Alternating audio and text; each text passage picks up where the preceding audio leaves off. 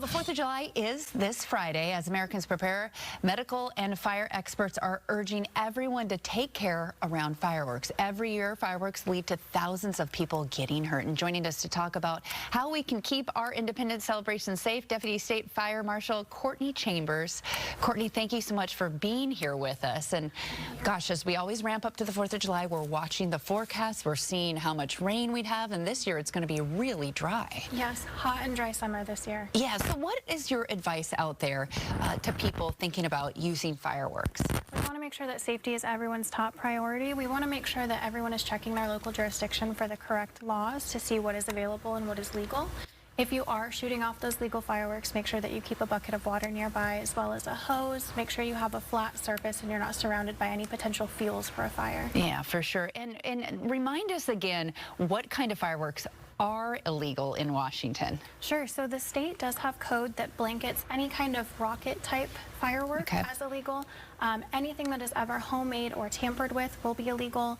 And then those laws do vary by jurisdiction. So make sure you're checking your county and city websites for the most accurate information for you. And I know a lot of teenagers can go to stands, a lot of young adults as well. When they go to the stands, fireworks are being sold there. Are there legal and illegal ones being sold in there? Can that be a package deal that you just don't know about? You get one of those big, more expensive ones that have everything under the sun there in them. Most retailers do their best to stay within the laws, and minors cannot buy things like that take off of the ground. Poppets are going to be the most popular thing sold to minors.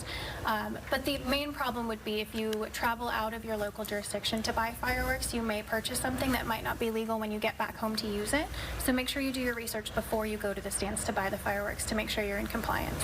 So what kind of situations is it warrant to call 911 when people are just complaining maybe about noise ordinances, or it's just too loud, or things like that? Yeah, they can be loud and disruptive, and we're absolutely empathetic to that. However, we do ask people to reserve 911 for emergencies only.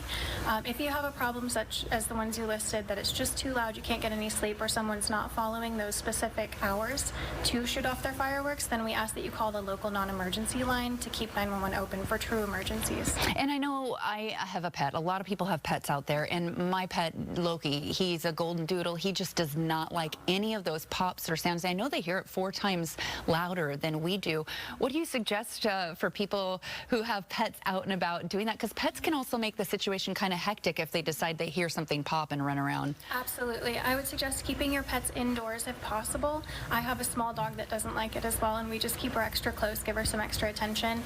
Some animals might have medical anxiety that they need treatment for, so check with your veterinarian if needed. But some extra love and keeping them indoors is your best bet. Yeah, for sure. And then protecting just maybe around your house if you're living, especially in places that are pretty rural or in eastern Washington where the grounds are very dry, the grasses are thick.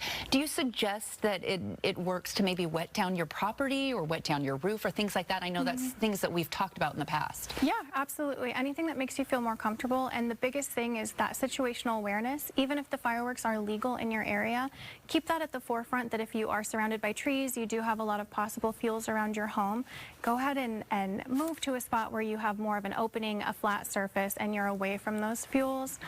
That's the best bet for you. And a lot of people think, I have a hose, I'm ready. My kids, my young adults, my, teens are out there lighting these off.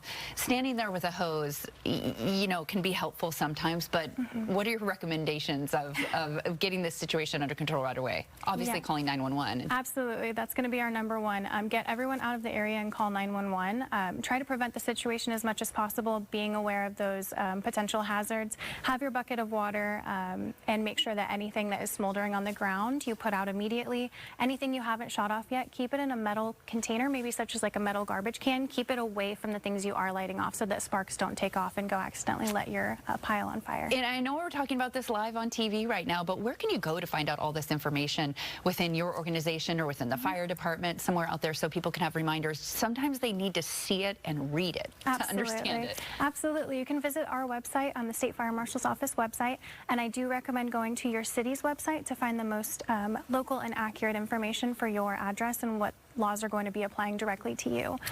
Yeah, because in each city, town, county, state, they're all different. It's not really universal. Right. It's all different. You have to check your local area and check for burn bans as well. Fireworks could be legal, but depending on the weather situation, they could be advising against it.